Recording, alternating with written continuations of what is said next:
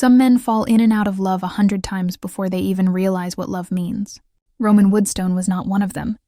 He had fallen once, hard, irrevocably, eternally, and he had never climbed out. 10 years later, when Katie Ellis returned and stood on the same front porch where she had once laughed past him as a girl, Roman's carefully built world began to unravel. And for the first time since he was 17, his heart remembered how to race.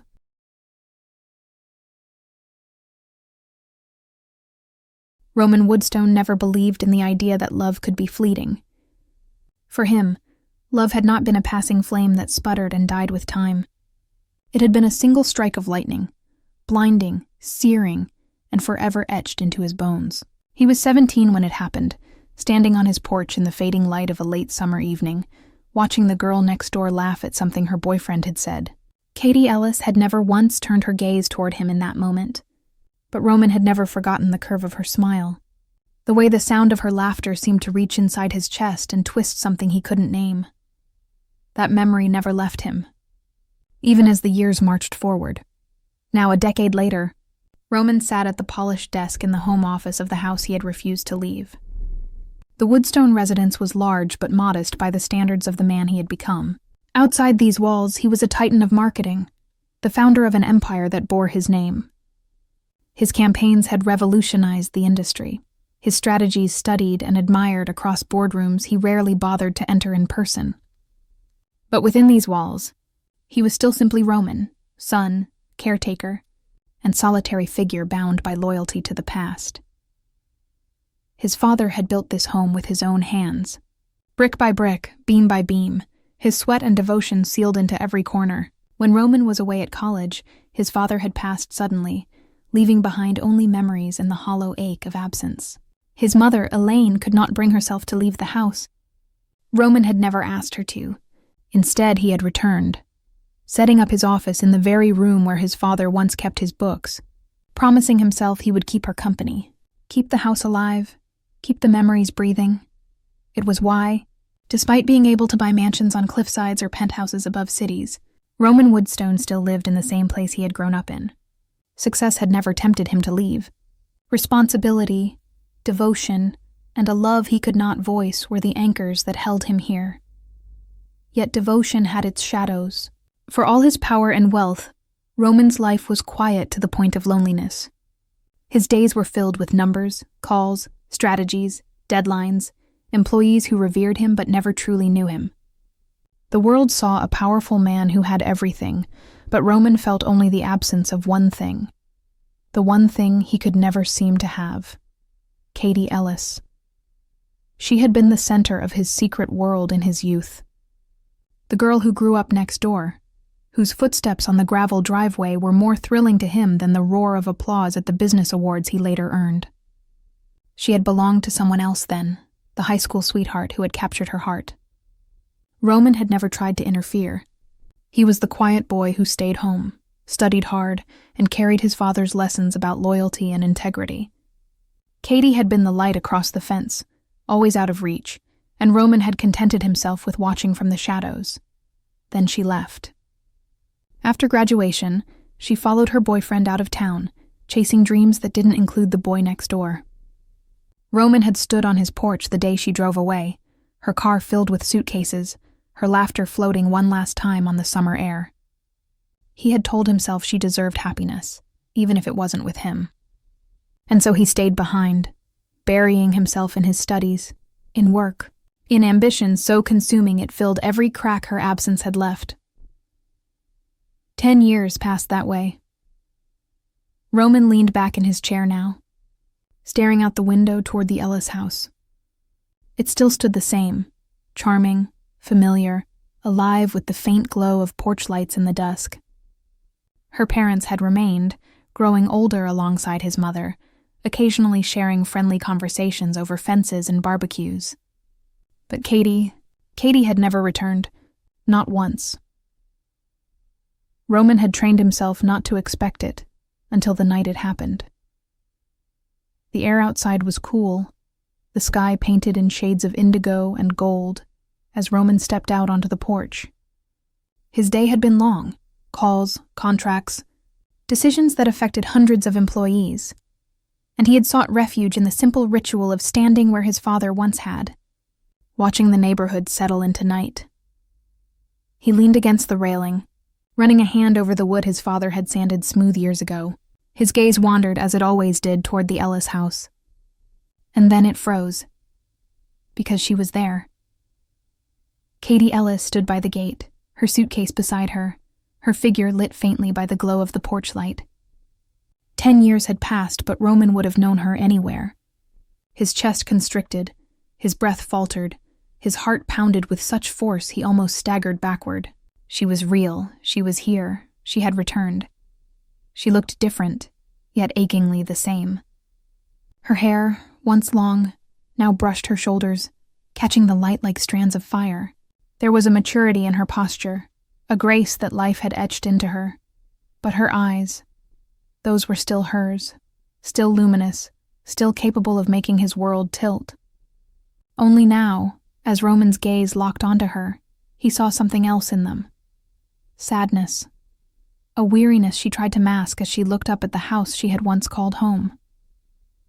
Roman could not move. His throat dried, his limbs felt heavy, his entire body locked in place as though the earth itself held him there. A decade of silence collapsed into this one instant, and his carefully constructed world began to unravel. She was home, and his heart, dormant for so long, remembered how to race. Roman's fingers curled around the porch railing as if it were the only thing keeping him upright. 10 years of distance vanished with a single glance, and as Katie lifted her suitcase and pushed open her parents' gate, Roman knew nothing in his life would ever be the same again.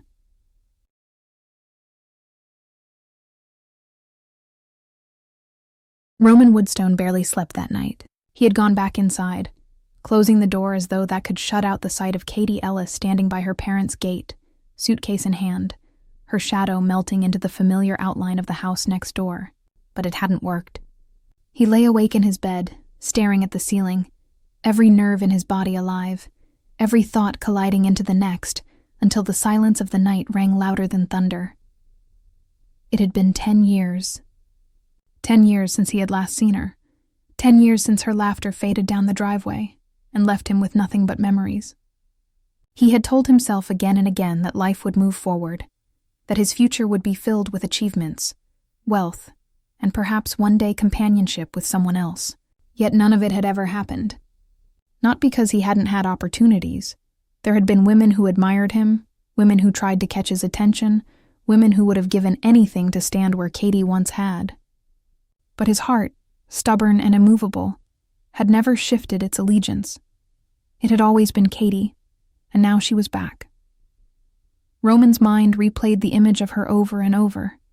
The curve of her shoulders as she stood beneath the glow of the porch light, the way her hair framed her face, shorter now but still luminous, and most of all, the expression in her eyes. It wasn't the carefree sparkle he remembered from high school, when she had been the center of attention, always laughing, always smiling. This was different. Her gaze carried shadows now, sadness woven into its depths, as though life had given her more than her fair share of heartbreak. That thought twisted something inside him. He had spent years imagining her happy, picturing her building the life she had left to find. To see her return looking weary, suitcase in hand, broke through his chest like a blade. He wanted to know what had happened. He wanted to know everything, but most of all, he wanted to help her. Roman rose before dawn, restless, his usual calm replaced with a nervous energy he couldn't suppress. He dressed in his usual dark shirt and slacks, ready for the day's work, but his mind wasn't on the empire he had built. It was next door. Every sound outside made him pause, listening for the possibility of her footsteps, her voice. Hours stretched, filled with emails he barely skimmed, phone calls he answered mechanically. His employees praised his vision, his clients begged for his strategies, but Roman's attention drifted constantly back to the house across the fence. He felt like a boy again, 17 and restless, his chest tight with a hope he had no right to feel. By late afternoon, he saw her. Katie stepped onto her parents' porch, the sunlight touching her hair, the breeze tugging at her blouse.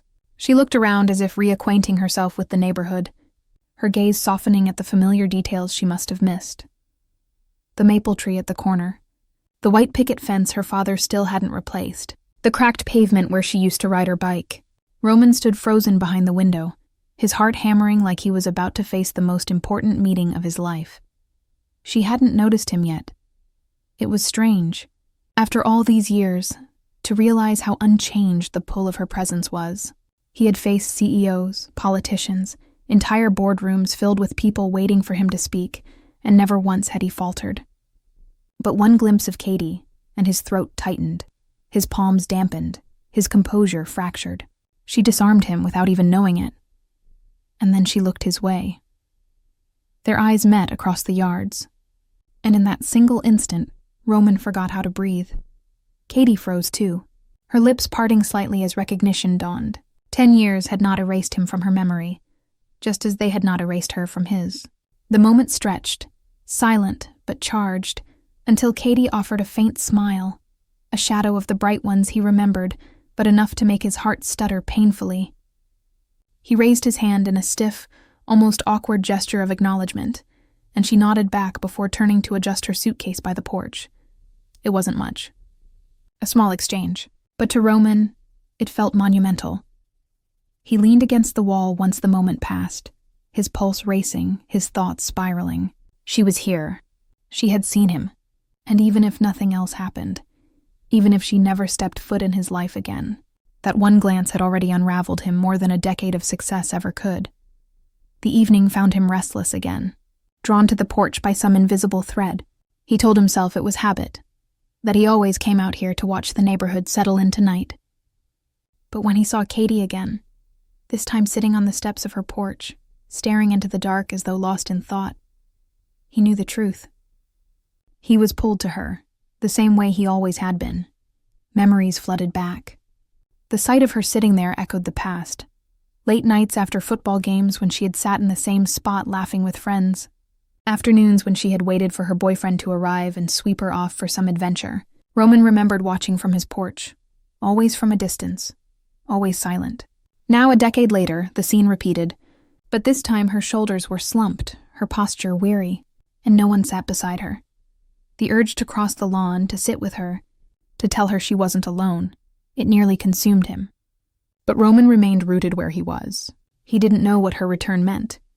He didn't know if she wanted to see him, to talk, or if she would prefer he remained just the neighbor she once overlooked. So he stood there, silent, watching as she eventually rose and went back inside. That night, sleep eluded him once again. He lay awake, the ceiling a blur above him, every detail of her return replaying in his mind. Her eyes haunted him, the sadness in them, the vulnerability she couldn't quite conceal. He wanted to erase it, to replace it with the brightness he remembered, but he didn't know if he had the right. Still, the truth burned in him, undeniable and relentless. He had never stopped loving her. Not for a moment. Roman closed his eyes, exhaustion pressing down on him, but peace refusing to come. All he saw was Katie, her smile, her sadness, her presence like fire under his skin. And though the night stretched long and empty, his heart beat with a single, unshakable certainty. Katie Ellis had returned, and his world would never be the same.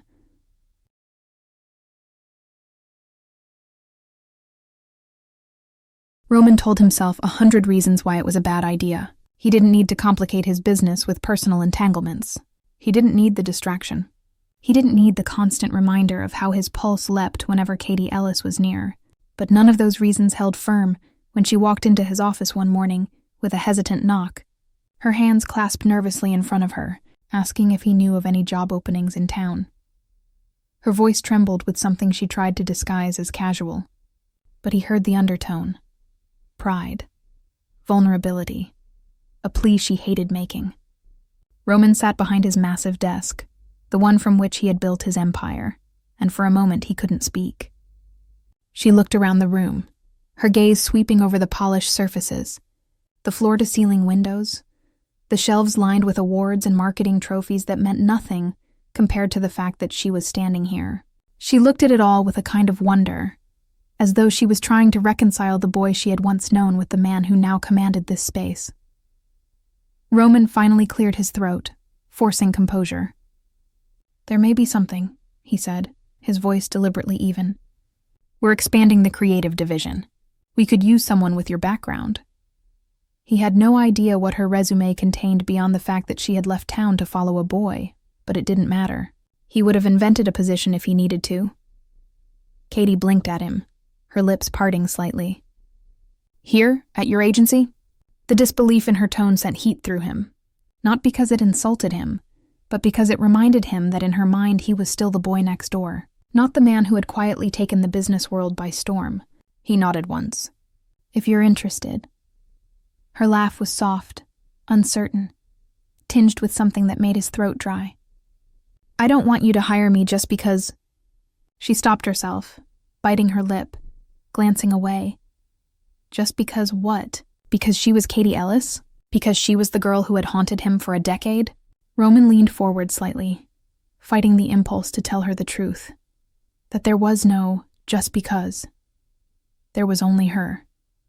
Always her. Instead, he kept his tone professional. "You'll earn your place here like anyone else." She studied him for a long moment, and he wondered if she could hear the frantic rhythm of his heartbeat in the silence that followed. Finally, she nodded. "All right, I'll try." From that day forward, Katie became part of his daily orbit, and Roman's carefully balanced life began to crumble. It started with small things. He found himself listening for her footsteps in the hall, sharp and quick and unsteady like everything else about her. He noticed the way she tucked her hair behind her ear when she was concentrating, the way her brow furrowed when she read through reports, the way she bit her lip when she was uncertain of her ideas. Every little movement captured him, burned itself into his memory, made it impossible to focus on anything else. One morning, she brushed against his arm as they passed in the corridor, and he dropped his coffee. The mug shattered on the floor, liquid splattering across the tiles, and his staff rushed to clean it up while Roman stood there, stiff and silent, his pulse racing so violently he thought everyone around him must surely hear it. Katie apologized a dozen times, flustered and wide-eyed, but all he could think about was the ghost of her touch lingering on his skin. Another day, she walked into a presentation just as he was outlining a major strategy for a client. The sight of her, bright blouse, hair gleaming in the light, eyes curious and unguarded, completely derailed him. His words tangled, his sentences faltered, and his normally flawless delivery collapsed into something stilted and halting. His team exchanged confused glances, wondering what had rattled their usually unshakable leader, while Katie slipped quietly into a chair, unaware of the havoc she caused. It was humiliating. It was infuriating, and it was unstoppable. Roman prided himself on control. He had built his company brick by brick, his reputation on precision, his life on discipline. But Katie shattered that control with every smile, every laugh, every accidental touch. She was chaos embodied, and he couldn't look away. Katie, for her part, seemed oblivious to the storm she had unleashed. She marveled at his office, at the scale of his achievements, her awe disarming him more than any accolade he had ever received. When she teased him lightly about how serious he always looked in meetings, he felt his chest tighten with a warmth he couldn't contain. She still saw him as Roman, not the CEO, not the empire builder, but the boy she had once known. And for reasons he couldn't begin to explain, that made him feel seen in a way no one else ever had. At times, her presence was almost comical in its disruption. She misfiled important documents, sending them to the wrong department. She confused acronyms in meetings, blurting out phrases that made the younger staff snicker, and left Roman fighting to keep a straight face. One afternoon, she spilled a stack of charts across the conference table, sending papers fluttering like oversized snowflakes while she scrambled to gather them, cheeks flushed with embarrassment. Roman should have been exasperated, but instead, he found himself stifling laughter, his chest aching with the sheer absurd joy of having her near. And always, when she left, the silence felt unbearable. Roman told himself it was temporary, that she would find her footing, that his reactions would settle once the novelty of her return wore off. But it didn't. If anything, the opposite was true. With every passing day, the pull grew stronger, his composure weaker. His heart no longer obeyed reason. It beat only for the sound of her laugh, the sight of her smile, the curve of her silhouette as she leaned over a desk to read a report. Katie laughed at him once. Gently, when he stumbled over his words during a meeting. He had been explaining a marketing campaign, but when her gaze met his across the table, his voice caught and faltered. She tilted her head, amusement dancing in her eyes, and whispered as they left the room, "Since when does Roman Woodstone lose his words?" He couldn't answer. His throat was too dry, his pulse too loud. She laughed softly and shook her head, thinking nothing of it, but Roman walked away shaken, the echo of her voice searing into his bones. That night, Katie sat alone in her room at her parents' house, remembering the way Roman had blushed, the way his usually steady voice had stumbled. She laughed again to herself, but then her hand pressed against her chest, startled by the rapid beat beneath it. She wondered why her own heart wouldn't settle, why Roman's awkwardness made her feel both giddy and unsteady. She didn't have an answer. Roman locked himself in his study that night, fists clenched on the desk, eyes closed against the chaos inside him. He told himself she was a distraction, that he could push her from his mind. But even as he tried, the truth pressed harder. Katie Ellis was no distraction. She was the fire that had burned in him for 10 years, and now that she was back, he was powerless to extinguish it.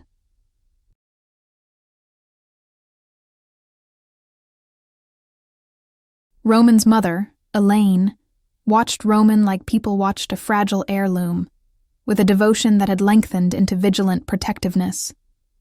She had raised a son who had become a titan by day and a steady, solitary presence by night.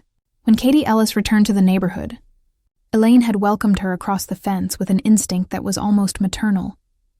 Here was a woman who had once belonged to the rhythm of their street, whose laughter had once threaded through family barbecues and school plays. But there was more in Elaine's gaze than neighborly nostalgia. The way she regarded Katie was cautious and hopeful at once, as though she had been waiting for someone to rescue her son from the quiet he had carried for years. One afternoon, with rain sounding gentle against the panes and the house smelling of rosemary from a roast cooling on the counter, Elaine invited Katie in for tea. It was a request wrapped in 1,000 polite phrases. There was nothing scandalous in it, nothing that would alarm Roman if he knew, except perhaps the tremor she felt in her chest as the door closed and the familiar clack of Katie's heels echoed in the hall. Katie, who had returned to town raw and weathered from betrayal, accepted with a hesitant smile. Behind the small talk of gardens and neighborhood gossip, Elaine had a purpose she had kept tucked away like a cherished photograph. She wanted to tell Katie what she had never managed to tell Roman, that he had never stopped loving her. They sat at the kitchen table, steaming cups on saucers between them. Katie's fingers wrapped around her mug as though seeking warmth. Elaine watched her with the tenderness of someone who had watched Roman grow from a curious boy into a man too responsible to leave home. "Roman has always loved quietly," she said without preamble, the words falling like a confession. "Do you know that? He committed to this house because of me, because of your father's memory. He never left because he promised he wouldn't. He's loyal like that. But loyalty and love are not always the same thing. With Roman, they are. He loved you then. He has loved you since." Katie listened the way people listen to an unfamiliar melody, ears attentive, a small, hopeful ache at the center of her chest. She had known some things, rumors, small developments heard through neighbors' updates. But this was different. Elaine didn't gossip. She revealed. She told stories of Roman at 17, waiting on his porch with a book clutched to his chest, and the shadow of a future he refused to imagine without devotion threaded through every decision. She described how he had watched Katie cross the street to a party, how he had given up chance after chance in towns and cities he could have conquered, choosing instead the place that kept his father's voice warm in every room. Katie felt something shift inside her. She had come back to heal from a betrayal that had burned the edges of her confidence raw. She had arrived expecting to rebuild, perhaps slowly and alone. Now Elaine's quiet revelation pressed its own small heat into her ribs. The idea that someone had loved her so completely, so patiently, for 10 years, struck her with an odd raw grief and an unexpected bloom of tenderness. It humbled her, made her eyes sting behind the composure she still tried to wear like armor. She had never known that someone watched her that way, that someone kept the memory of who she had been like a small garden tended against a harsh season. "Why are you telling me this?" Katie asked, though the answer felt inevitable. She had remained careful, guarded. Telling someone they were loved did not make it true. The person had to say it. She had been hurt once by declarations that dissolved under pressure. Now Elaine's words landed with a calm authority that felt safe. Elaine reached across the table as though bridging years. "Because he needs someone to love him back," she said, plain and fierce. "And because I think you should know what you mean to him, in case you didn't already. Roman hides things the way a man hides a lantern on a stormy night. He wants to protect it. But sometimes you need someone to draw the curtain so the light can be seen. I thought, if I told you, perhaps you might not have to coax him alone." Katie's first instinct was to deflect with some self-deprecating joke about having no intent to coax anyone, to nurse the scar on her heart alone. Then she looked at Elaine, at the woman who had raised Roman, and who had watched his silence become a kind of endurance. And she felt the ache of something hopeful that she had not expected. She had begun to notice changes in herself since returning. A quicker pulse when Roman stood near, a private thrill in his thoughtful glance, a warmth where guilt or loneliness had once lived. She had told herself to be cautious. She was cautious by temperament. But Elaine's confession gave permission to a tenderness that had been quietly blooming, and Katie felt it like sunlight finding a plant in shadow. "That's a lot," she said finally, voice small, honest. "I didn't know. I mean, I knew he'd been kind as a neighbor, but I had no idea." She stared at her mug, then up at Elaine. "I can't promise anything. I won't promise something I don't feel, but I won't lie. She hesitated, embarrassed by the admission itself. "I think I might be starting to feel something, slowly. That terrifies me to say." Elaine's expression softened into something like gratitude. She did not push. She never pushed Roman. She had always been careful about boundaries. "That's all I could ask," she said. "No pressure. You move at your own pace. But if you want him to open up, you should know he needs a little nudge. He's steady, yes, but he's also stubborn. He needs a reason to set aside the fear that keeping this house and keeping his promise will be the only way he can be loved and okay." They talked then, quietly, about the small ways to begin nudging a man like Roman. Elaine's plan was not theatrical. No ultimatums or dramatic gestures. It would be patient, mischief with a soft heart. She suggested gentle flirtations that would not embarrass him or make him retreat. A tilt of the head across the dinner table, a laugh a fraction too bright, a casual touch on the arm while passing by that might not be noticed as much as interpreted as camaraderie. Small things that could unstick a man who had lived in the safety of restraint for too long. "Think of it as gardening," Elaine said with a smile that was half mystery. "You don't uproot a tree. You give it sunlight." Katie agreed to try, though the prospect made her pulse flutter in both anticipation and guilt. They would be conspirators in a subtle campaign, two women working to coax a steady, careful man out of himself. They would not trick him. They would not manipulate. They would offer the small, soft openings that his quiet heart might find irresistible. Elaine confided anecdotes of Roman's younger self, how he blushed at a compliment, how he had once written a ridiculous, overwrought poem about the smell of rain that he'd hidden in a music box. And Katie felt every tale pull her closer to a man she had thought was only a memory. The plan had an elegant simplicity. Katie would accept Elaine's invitation to dinner the following weekend, and she would perform the first gentle act of flirtation during the family meal, a space where Roman was less guarded, and where his defenses, honed for boardrooms, might crack from the vulnerability of a loved one's presence. She would be the spark that would let the warmth in. Elaine promised to chime in with quiet, encouraging remarks that would not shame Roman, but would signal that this was a safe and welcome tide. When the night came, the woodstone dining room glowed with the soft light of candles and a roast that had the comfort of home written into every curve. Roman arrived as he always did, quiet, precise, his expression composed in the formal way that had become his armor. Katie watched him from across the table, her heart beating a staccato rhythm that was both daring and awkward. She had practiced nothing rehearsed. The plan called for naturalness, for the kind of casual warmth that might skew right into his defenses if done wrong. She tried instead for a gentle sweetness. An extra bright glance when she lifted her eyes to him, a laugh that hung a moment longer than polite courtesy required, a tilted head when she offered a story she knew would make him smile. Across the table, Roman felt every degree of the evening as if the room were a thermometer registering the temperature of his courage. When Katie leaned forward to reach for the bread and their hands brushed, his fork clattered against his plate in an audible clack, startling even himself.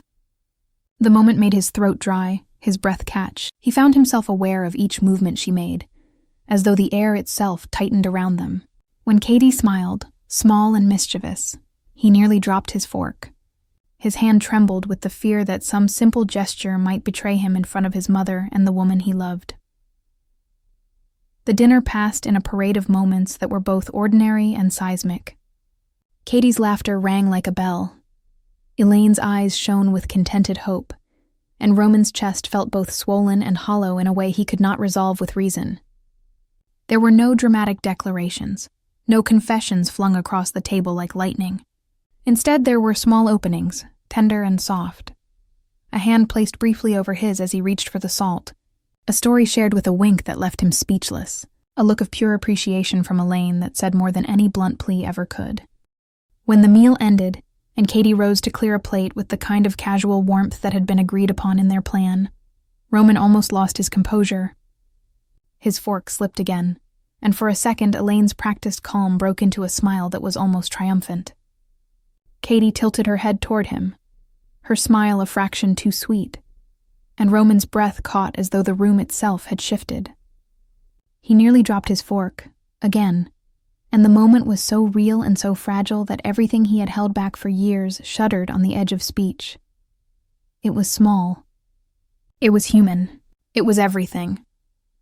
Katie's tilt of the head that night was a whisper, a carefully measured nudge, and as Roman sat frozen with the fork trembling between his fingers, he felt something inside him loosen, something that had been rigid for a decade. He realized with a shock that felt like falling that the plan was working, and that he might never be able to pretend indifference again.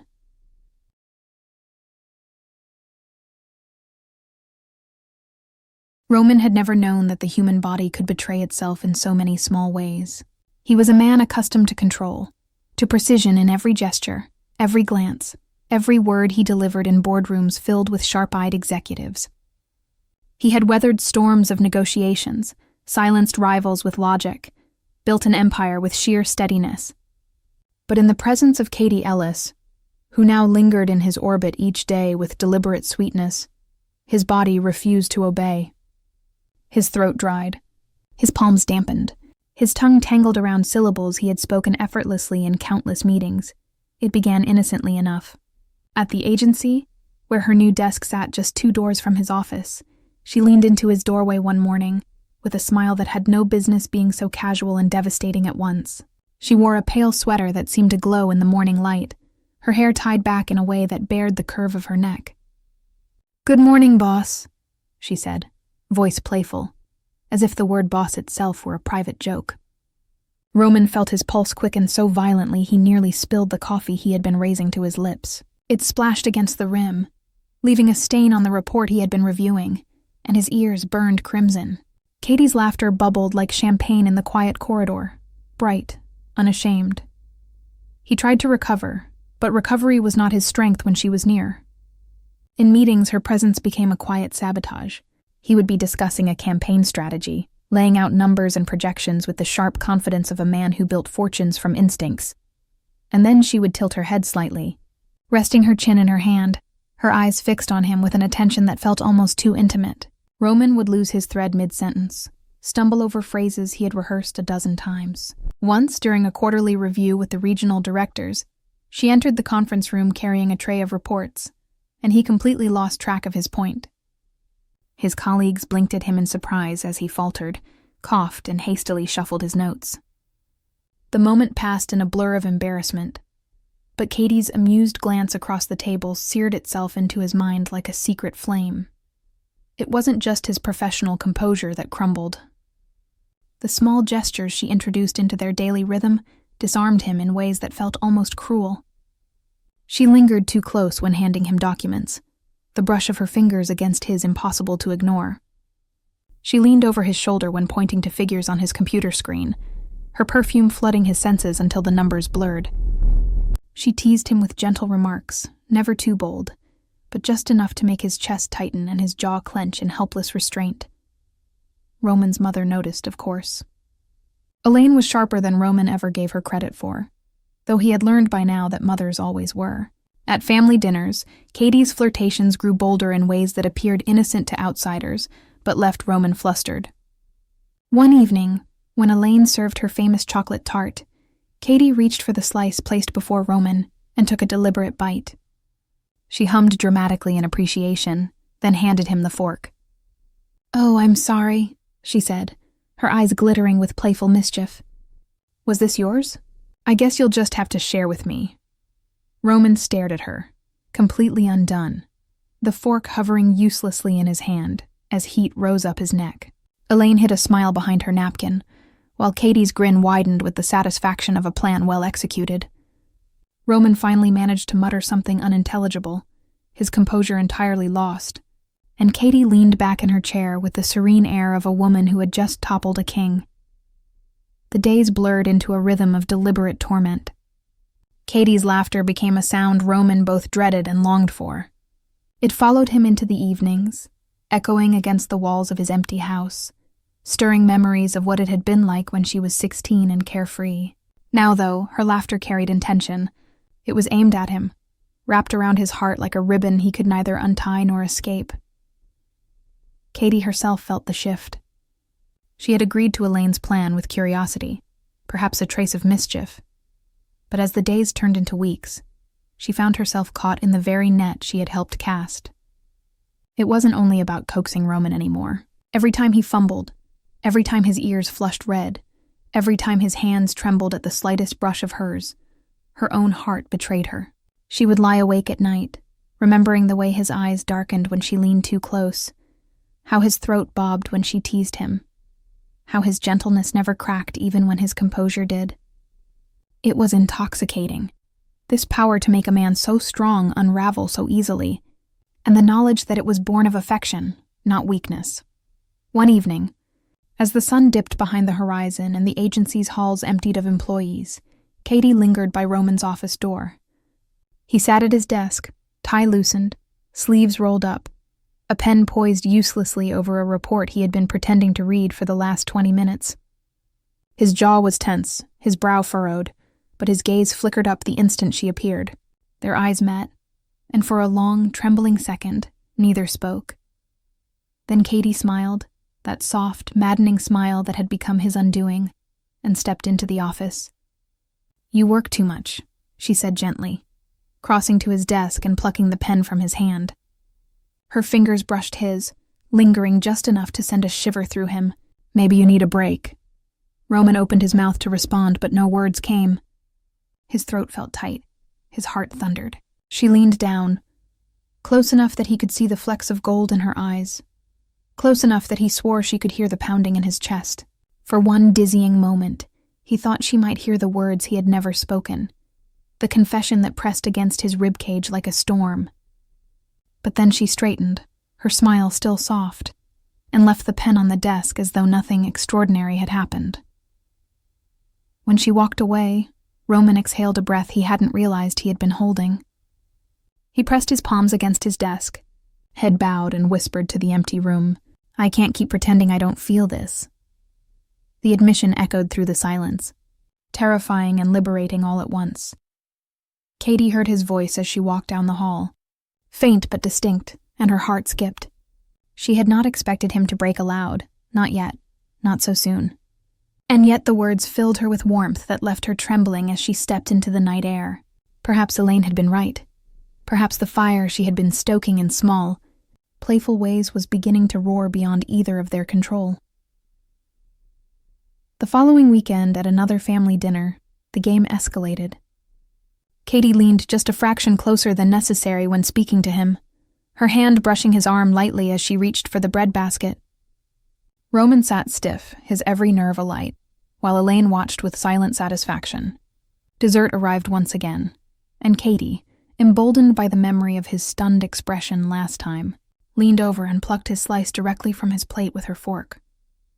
Roman froze, every muscle in his body coiled tight.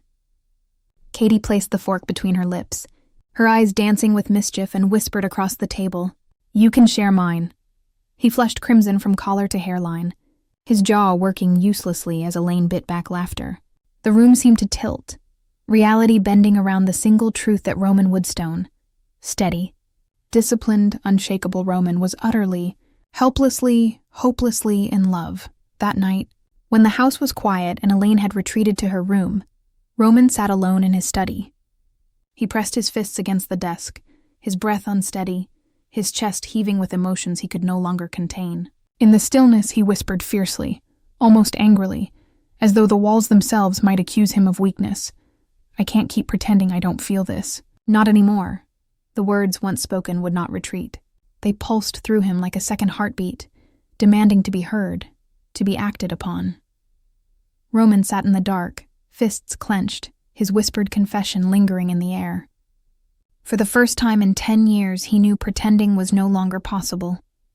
The storm inside him was rising, and Katie, sweet, mischievous, radiant Katie, was the lightning at its center.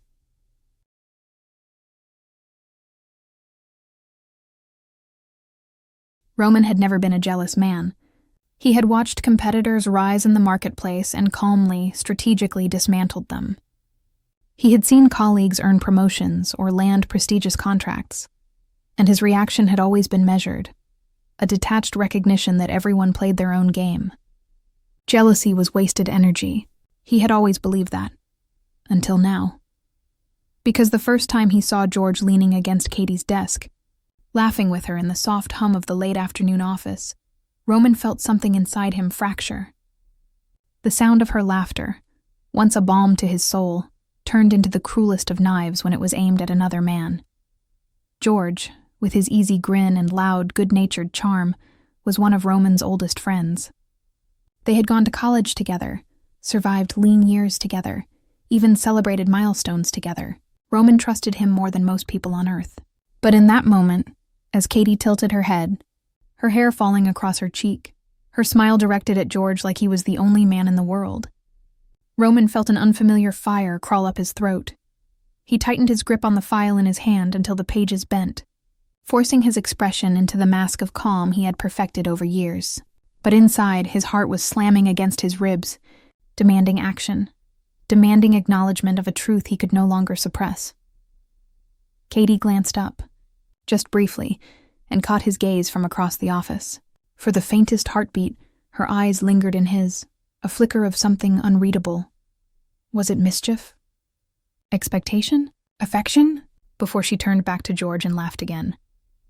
Roman's jaw tightened. The rest of the day was torture. He could not concentrate on the numbers sprawled across his desk. He barely heard the updates his managers delivered in clipped professional tones. His ears strained instead for the sound of Katie's voice, drifting from down the hall, rising and falling in rhythm with George's booming laughter. Every note clawed at him, a reminder of what he might lose if he kept his silence.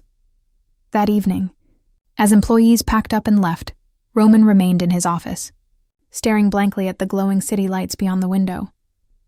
His reflection stared back at him in the glass, controlled, still, but with eyes that betrayed the storm inside. And then he heard it, the muffled sound of Katie and George's voices echoing in the corridor. He rose instinctively, moving to the doorway without thought. There they were, side by side, walking slowly toward the exit. George said something, and Katie laughed, her hand lightly brushing his arm in thanks. Roman's chest constricted so tightly he almost couldn't breathe. He followed them with his eyes, every step tearing at the fragile self-control he clung to. When George offered to walk Katie to her car, Roman snapped. He strode from his office too quickly, his polished shoes striking the floor with sharp, angry beats. "George," he called, voice harsher than intended. Both heads turned. Roman froze for a moment, caught between fury and restraint. George's brows lifted, but Katie only tilted her head, eyes glittering in that infuriatingly knowing way, as though she could read his every hidden thought. "I'll walk her," Roman said stiffly, the words spilling before he could consider them. George looked amused, glancing at Katie as if to confirm this was part of the unspoken plan. Katie only gave a small, teasing smile. "It's fine, Roman." George was just being polite. But Roman's throat was dry, his pulse unsteady. "I insist," he said, voice low, clipped, betraying too much. George surrendered with a shrug, hiding his smirk, and stepped back. Katie hesitated, then nodded, falling into step beside Roman as he guided her through the quiet halls. The walk to the car was tense, Roman's every muscle coiled. Katie hummed softly, swinging her keys in her hand, her smile maddeningly serene. Roman's thoughts were a roar. Why him? Why laugh like that with him? Why did she let her hand brush his arm? Halfway to the lot, Roman's foot caught the edge of the curb, his balance faltering in a clumsy stumble. The moment might have been laughable. Roman Woodstone, the steady, unshakable CEO, tripping like a boy. But to him, it was a breaking point. Katie's hand shot out instinctively, steadying him with a light grip on his arm. The warmth of her touch seared through him. He caught her hand before she could pull away. His fingers closed around hers, tighter than intended, his breath sharp in the night air. She froze, her eyes wide as she looked up at him. "Don't," Roman said, his voice rough, trembling with the weight of all he had suppressed. "Don't smile at him like that." Katie blinked, startled, but then, slowly, her lips curved. A knowing, delicate smile that carried no cruelty, only a quiet triumph. "Why not, Roman?" she asked softly, though her voice carried enough mischief to set his chest on fire. His grip tightened, his throat working as though the words threatened to spill free. But he couldn't, not yet, not here. He released her hand abruptly, forcing a step back, his composure hanging by the thinnest of threads. Katie said nothing, only tilted her head, her eyes dancing as though she could hear the war raging inside him. That night, Roman lay awake in his bed, staring at the ceiling, his body rigid with longing and frustration. Katie's laughter haunted him. Her smile carved itself into his memory, and George's presence beside her replayed like a cruel loop. For the first time in years, his mind was not filled with numbers, projections, or strategies. It was filled with Katie, and the unbearable thought of losing her to someone else. The days that followed only deepened his torment. George, fully aware of his role in Elaine and Katie's plan, played it with shameless relish. He lingered by Katie's desk more often, cracked louder jokes in her presence, even offered her his coffee once while Roman passed by. Roman's hand clenched around the papers he carried so tightly that the edges cut into his skin. He said nothing, but his silence was thunderous. Katie, meanwhile, played her part with delicate precision. She leaned just close enough to George for Roman to notice, laughed just a little too brightly at his remarks, brushed against his arm in ways that were undeniably deliberate. She watched Roman from the corner of her eye, noting the way his jaw tightened, the way his nostrils flared, the way his eyes darkened with every interaction. Each reaction was a silent victory, but Katie was not untouched. Every time Roman's gaze pinned her across the office, intense, unyielding, filled with something raw, her own heart faltered. The plan had been to draw him out, to push him to the brink of confession. Yet she found herself unraveling too, her own composure weakening under the weight of his longing eyes. The breaking point came one Friday evening, during a late strategy session. George cracked a joke at Katie's expense, and she laughed, resting her hand lightly on his arm. Roman, seated across the table, slammed his pen down with such force that it startled everyone. The room fell silent. George, valiantly suppressing a grin, leaned back in his chair. Katie froze, her breath caught, her eyes flicking to Roman's stormy face. His jaw was tight, his hands clenched, his chest rising and falling with visible effort. Without a word, Roman rose from his chair and stalked from the room. Katie's pulse raced as she pushed back her seat, excusing herself quickly before following. She found him in the corridor, his back pressed against the wall, his hands braced against it as though to keep from collapsing. His breath came hard and fast, his entire body trembling with restraint. Katie approached quietly, her voice soft but steady. "Roman," he turned sharply, his eyes blazing. "Don't," he rasped, the word raw, broken. "Don't laugh at him. Don't touch him. Don't!" His voice faltered, cracking under the strain. "I can't watch you with him, Katie. I can't." The confession tore from him like a wound, unpolished and desperate. Katie's breath hitched, her heart leaping. For a moment she thought he would finally say it all, every buried truth, every hidden longing. But he pressed his lips together, his chest heaving, holding back the torrent. Katie's eyes softened, her own longing breaking through her composure.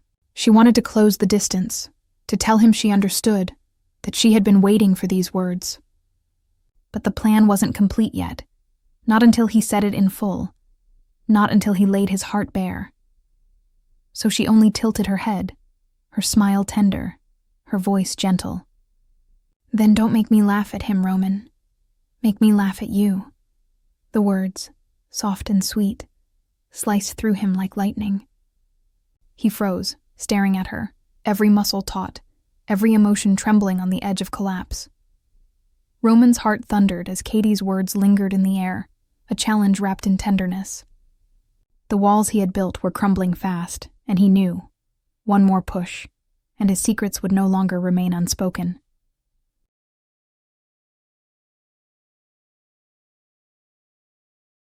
The week crawled forward like torture, and Roman Woodstone was a man unraveling. From the outside, he still looked the same. Polished, sharp, his presence commanding respect whenever he entered a room. But inside, he was burning alive. It started small. George laughing too loudly at one of Katie's jokes. George leaning across her desk to point something out, his arm brushing hers. George walking her to her car after work like some overeager gentleman. Each moment was another coal tossed into Roman's chest, stoking the fire he couldn't extinguish. Roman told himself he didn't care. He told himself it was none of his business. He told himself, over and over, that Katie deserved happiness, even if it wasn't with him. But every time George lingered too close, every time Katie tilted her head just a little and smiled at him with that mischievous glint, Roman's control cracked. At first he tried ignoring it. He buried himself in reports, in late-night emails, in numbers and projections. But numbers had never laughed at George's jokes. Numbers had never leaned across his desk with hair brushing his arm. Numbers had never looked up at him with wide eyes that made his throat go dry. Katie had, and she was driving him mad. It all came to a head on Thursday afternoon during the weekly strategy meeting. Roman sat at the head of the table, his papers neatly aligned, his pen poised. Katie sat 2 seats down, George beside her. She had chosen to wear a pale green blouse that day, soft and airy, the color catching the light and making her look. He clenched his jaw, forcing his eyes back to the chart in front of him, making her look like spring itself had wandered into his office. He told himself not to look. He told himself to stay focused. He lasted less than 2 minutes. George leaned over, murmuring something in Katie's ear. She laughed, a bright, unguarded laugh that lit up the room. Roman's hand tightened on his pen until it snapped clean in two, the ink blotting across his notes. The room went silent. Katie's eyes flicked to his, a flicker of surprise and, was that amusement? Dancing in her gaze. Roman muttered something about cheap pens and excused himself stiffly, striding from the room before the weight of his jealousy could strangle him completely. Later that evening, Elaine found him in the kitchen, his tie loosened, sleeves rolled up, staring into a cup of untouched coffee like it held answers. "You'll give yourself wrinkles if you keep scowling like that," she said gently. Sliding into the chair opposite him, Roman grunted, unwilling to meet her eyes. Elaine sighed, her heart aching for her son. She had watched him carry this torch for a decade, quietly, patiently, never once letting his feelings slip. But now, with Katie home, the fire had grown too strong to contain. "George told me he might take Katie out for dinner this weekend," she said lightly, testing him. Roman's head snapped up so fast Elaine almost laughed. His eyes darkened, his jaw tight. "He what?" Elaine shrugged, pretending casualness. "He said she could use the company. Poor girl's been through a lot." Roman shoved his chair back with such force it scraped against the tile. "No," Elaine blinked, feigning innocence. "No?" His fists clenched at his sides, his voice low and trembling. "He's not taking her anywhere. Why not?" Elaine asked sweetly, her lips twitching with barely contained amusement. Roman froze. The truth hovered on his tongue, desperate to break free, but he bit it back. He had lasted this long. He could last longer. He had to. He muttered something about distractions and stormed from the kitchen, leaving Elaine smiling knowingly behind him. The breaking point came the following evening. Katie had stayed late, as had Roman, though neither admitted the real reason was each other. She was gathering her things when George appeared at her desk, offering to walk her out. Katie glanced up, her eyes flicking past George to the glass office at the end of the hall. Roman sat inside, hunched over his desk, though she could feel his gaze burning through the glass. "Sure," she said lightly, slipping her bag over her shoulder. George grinned and offered his arm in mock gallantry. Katie looped her hand through, her lips curving. She didn't miss the shadow that moved inside Roman's office, the way the blinds trembled as though he'd nearly knocked them down. They hadn't made it 5 steps down the hall before Roman's door flew open. "George!" Roman barked, his voice tight. "A word." George froze, caught between amusement and alarm. Katie bit her lip to keep from smiling. "Go ahead," she murmured, patting George's arm. "I'll wait by the elevator." George shot her a look, half conspiratorial, half terrified, before following Roman back into the office. The door shut firmly behind them. "What do you think you're doing?" Roman demanded, his voice low, controlled, but trembling with barely contained emotion. George lifted his brows, deliberately calm. "Walking Katie out. She doesn't need you to walk her out." George crossed his arms, leaning casually against the desk. "Maybe she wants me to." Roman's composure cracked. His hand slammed against the desk, rattling the pens. "Don't!" His voice was hoarse now, raw. "Don't smile at her. Don't touch her. Don't..." He cut himself off, dragging a hand through his hair. George studied him for a long moment before speaking, his voice quiet, but steady. "You can keep pretending all you want, Roman, but we both know the truth. And so does she." Roman froze. George straightened, his expression softening. "She's not mine. She never was. But if you keep standing there choking on your own silence, don't be surprised if someone else wins her heart before you ever find the courage to try." With that, George opened the door and walked out, leaving Roman alone with the weight of his unspoken love pressing harder than ever. Katie was waiting by the elevator, her arms folded, her eyes sparkling with unspoken amusement when George rejoined her. "He's coming apart," George muttered. Shaking his head, Katie bit her lip, trying to suppress a smile. Her heart fluttered wildly, guilt and thrill intertwining. Roman was breaking, and she hated that it hurt him. But deep down she also knew this was the only way he'd ever let the truth escape. And God help her. She wanted that truth more than anything, that night. Roman lay awake in his bed, staring at the ceiling, his fists clenched in the sheets. The words he hadn't said burned his throat like fire, but still he held them back, and in the silence of his room, he whispered into the dark, "I can't keep pretending I don't love her."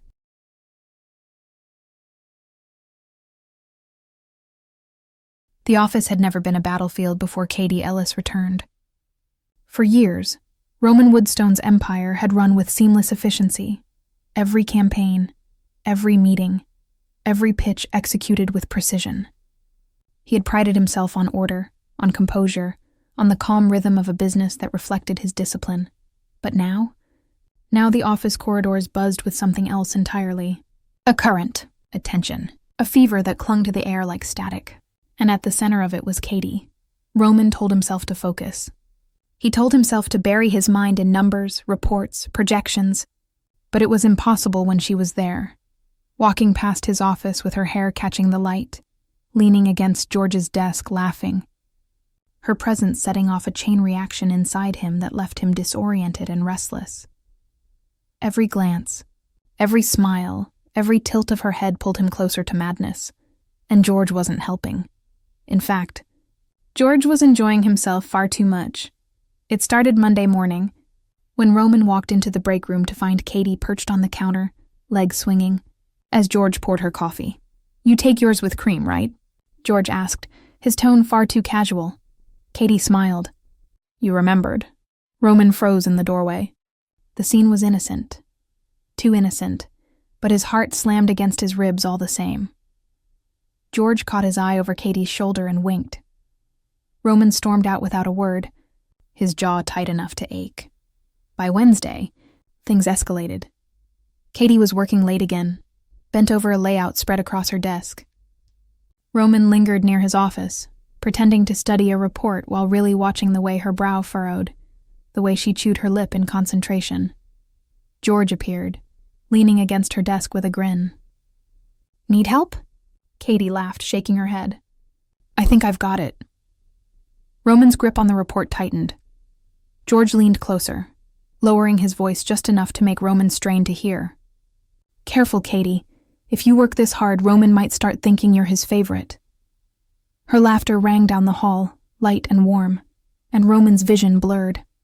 He slammed the report down on his desk, startling both of them. The room fell silent. Katie's eyes flicked up to his, startled, but he looked away, his pulse racing. At home, Elaine noticed the storm in him growing darker by the day. She found him one night in the garden, pacing like a caged animal, his tie abandoned, his shirt sleeves rolled. "You're going to wear a trench in the grass," she teased gently. Roman stopped, dragging a hand down his face. "I can't stand it," Elaine arched a brow. "Can't stand what?" His voice cracked, low and raw. Seeing her with him, Elaine's heart softened. She stepped forward, laying a hand on his arm. "Then tell her, Roman, she's not blind. She feels it too." Roman shook his head, staring at the night sky. "What if I'm wrong? What if she doesn't?" Elaine smiled knowingly. "Sweetheart, a woman doesn't laugh like that unless her heart's already halfway gone." The chaos reached its peak Friday evening. The agency had organized a small team dinner. Nothing formal, just a way to celebrate the success of a recent campaign. They gathered at a local restaurant, laughter and chatter filling the private room. Roman tried to sit at the far end of the table, tried to distract himself with meaningless conversation, but Katie was only a few seats away, glowing in the soft light, her laughter tugging at him like a siren's call. George, of course, took the seat right beside her. Halfway through dinner, the dessert arrived, a platter of chocolate soufflés. Roman, who normally had little interest in sweets, found himself reaching for one, only to realize Katie had already taken his. He stared at his empty plate, then at hers. She looked up, eyes sparkling, mischief dancing in her smile. "Oh," she said lightly. "Was this yours?" His throat worked. "Yes." She leaned closer, her voice soft enough that only he could hear. "Then I suppose you'll have to share mine." Roman's ears burned crimson. He couldn't move, couldn't speak, couldn't breathe. The table erupted in laughter at some unrelated joke, but Roman heard none of it. All he could hear was her voice, low and teasing, echoing in his mind. George, ever the instigator, leaned back in his chair with a grin. "Careful, Roman. If you're not quick enough, she'll steal your whole plate next time." The table laughed again. Roman forced a smile, but his hands clenched beneath the tablecloth, his pulse hammering. The drive home was worse. Katie and George shared the back seat of Elaine's car, their laughter filling the air. Roman sat in the passenger seat, staring straight ahead, every muscle in his body taut. At one point, George said something that made Katie laugh so hard she leaned against his shoulder, wiping her eyes. Roman nearly told Elaine to pull over. When they finally reached the houses, Roman climbed out without a word, his jaw locked, his chest burning. He didn't even look back as Katie waved goodnight. Later, alone in his study, Roman slammed his hands against the desk, his breath ragged. He had spent his entire life building walls, controlling his emotions, mastering himself. But Katie Ellis was undoing him with nothing more than a smile, and George's words haunted him. If he kept silent, if he kept hiding, he might lose her. The thought was unbearable. Still, he couldn't force the words past his lips. Not yet. So he sat there in the dim light, fists clenched, whispering into the silence. I can't lose her. God help me, I can't. Katie lay awake that night too, her heart restless, her mind replaying the look in Roman's eyes when she had teased him with the dessert. He hadn't spoken, but his silence had been louder than words, and as she stared at the ceiling, her pulse racing, she realized something terrifying and wonderful. She wanted him to break. She wanted him to shatter the silence once and for all.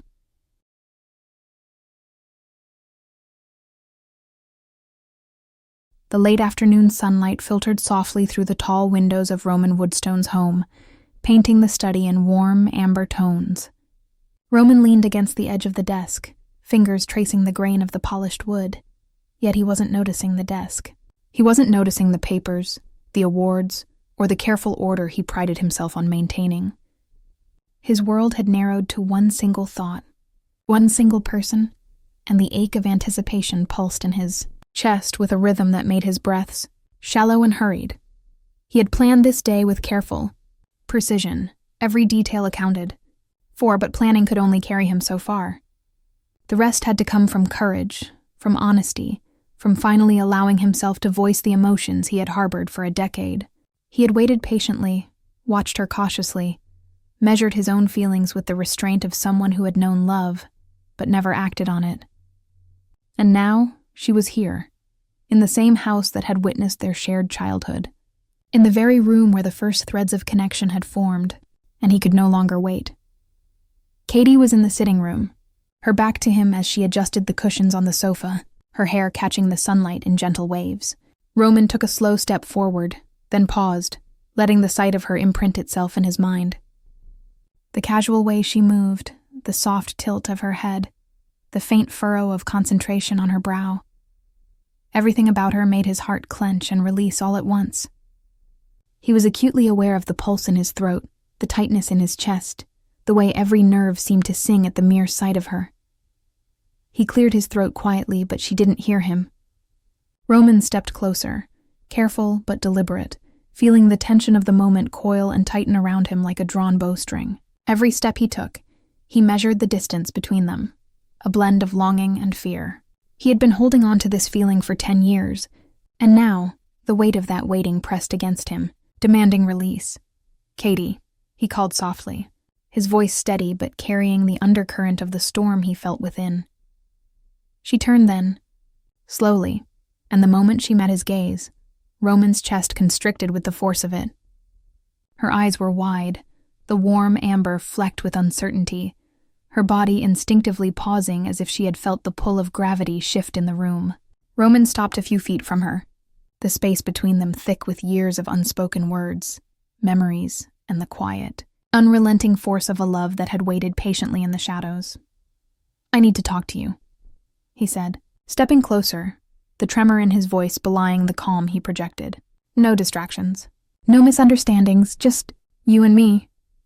Katie's lips parted slightly, the faintest curve of a smile tugging at them, though her eyes betrayed a swirl of apprehension. Roman, she began, voice quiet but firm, I don't know if I... Don't speak, he interrupted gently, though the edge of urgency sharpened his tone. I need you to hear me first. I need you to know exactly what I've been carrying for 10 years. She held his gaze, curious, caught in the gravity of his presence. Roman's fingers twitched at his sides. He wanted to reach out, to take her hands in his, to feel her weight in the world beside him. Yet he restrained himself for just a moment longer. He wanted every word to count, every syllable to carry the force of everything he had felt, everything he had suppressed. You left, he began, voice low, resonant with the echoes of memory. You left that house, that town, chasing what you thought was love, and I stayed. I stayed because I believed, even as a boy, that you were the only one I would ever feel this way about. I built my life, my company, my home, my world, but none of it ever meant anything without you. Katie's chest rose and fell rapidly. There was an ache in her heart as well, a recognition of the man before her, tall, unwavering, filled with quiet strength. And yet this time, unlike the past, he wasn't unreachable. She had left him once, but now he was here, his eyes blazing with a sincerity and intensity that left her breathless. She started, voice faltering. Roman, I never expected to feel this way. Not after all these years. I didn't know you'd still feel. I do, he interrupted, voice breaking slightly with the weight of his emotions. I've never stopped. Not for a day, not for a moment. I've thought about you, wondered about you, imagined what it would be like to have you here, to have you know what I've always known, that I belong with you, that you are the only one I've ever wanted. Katie's lips parted, a laugh of disbelief and relief escaping her before she could stop it. She shook her head slightly, fighting the tears threatening to spill. Roman, I don't know what to say. She faltered, heart pounding. I've only just realized how I feel. Being back here, seeing you, everything you've done, everything you've built, and the way you still care for your mom. It's made me see you in a way I never did before. I'm falling for you now. Not the past, not the teenage me. This me, here and now. I can't stop thinking about you. Roman's throat tightened, and his heart seemed to stop for a moment before resuming its relentless pounding. Relief, exhilaration, and pure unfiltered joy collided in a single wave. He moved closer, finally closing the small distance between them, his hands gently taking hers in a firm, unyielding grip. The warmth of her skin against his made the world tilt on its axis. You don't know what that does to me, he said, voice raw and trembling. Hearing you say that, knowing it's you here with me, feeling the same way, it's all I've ever wanted. Katie, I can't lose you. Not now, not ever. I waited 10 years for this moment, and I won't let it slip away. Her eyes glistened with unshed tears, and she pressed her hands to his chest, feeling the rapid beat of his heart beneath her palms. I don't want to lose this either, she whispered. I want to be with you, Roman. I've waited for clarity, and it's here. You're it. You're my forever. Roman closed the remaining distance, but he did not overwhelm her. Instead, he let the gravity of the moment take its time, letting every second of contact, the warmth of their hands, the alignment of their breathing, the clarity of their emotions, settle into them. Then, with deliberate care, he led her by the hand through the hallway, past rooms that held fragments of their shared past, and into the garden behind the house. The garden was quiet, bathed in the soft glow of the late afternoon sun. Roman had prepared it carefully, not with extravagance, but with sincerity. Her favorite flowers bloomed along the borders, a subtle scattering of candles illuminated the edges of the path, and a small wooden bench sat beneath the old oak tree that had shaded so many of their childhood memories.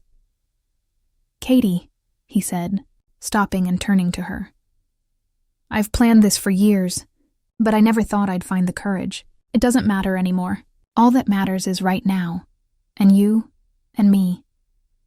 He knelt before her, not with grand gestures or diamonds, but with a simple wooden box in his hand. He opened it to reveal a modest ring, carefully chosen for its elegance and simplicity, a reflection of everything genuine between them. I've waited my whole life for this moment, he said, voice steady but laced with trembling emotion. Not for riches, not for accolades, not for perfection. For you. Will you marry me, Katie Ellis? Will you let me be the man who stands by you, who loves you, who finally gets to call you mine? Katie's eyes widened, a gasp escaping her as she took in the enormity of the moment. Her hands went to her mouth in disbelief, and laughter mingled with tears as she finally whispered, Yes. Yes, Roman. I want this. I want you. I want us. Roman rose, hands sliding to her shoulders, guiding her gently into his arms. She rested her head against his chest, letting the rhythm of his heartbeat ground her in a way that nothing else ever had. They stood together in the quiet of the garden, the world outside forgotten, and for the first time in 10 years, everything was exactly as it should be. No games. No waiting, no past mistakes, just the two of them, hearts aligned, finally acknowledging the depth of their love. Roman held her close, feeling the steady beat of her heart against his own, and knew that this was not fleeting. This was forever. She was no longer someone from his memories. She was here, real and present, and she was his. "I'll never let you go," he whispered into her hair. "I waited my whole life for you, and now I finally have you." Katie lifted her head slightly to look at him, eyes shining, lips curved in a radiant smile. "And I'll never leave you," she said softly. "I've never felt anything like this, Roman. I've never wanted anyone like this before. You're it." Roman pressed a hand gently to her cheek, marveling at the intimacy of a touch that spoke volumes without a word. "Then we start now," he murmured. "No more waiting. No more wondering. Just us. Together. Always." Roman held Katie close, his heart finally steady because it beat with hers. She was no longer searching or second-guessing. She was exactly where she was meant to be, by the side of the man who had loved her without pause, the man she had just realized she could never be without.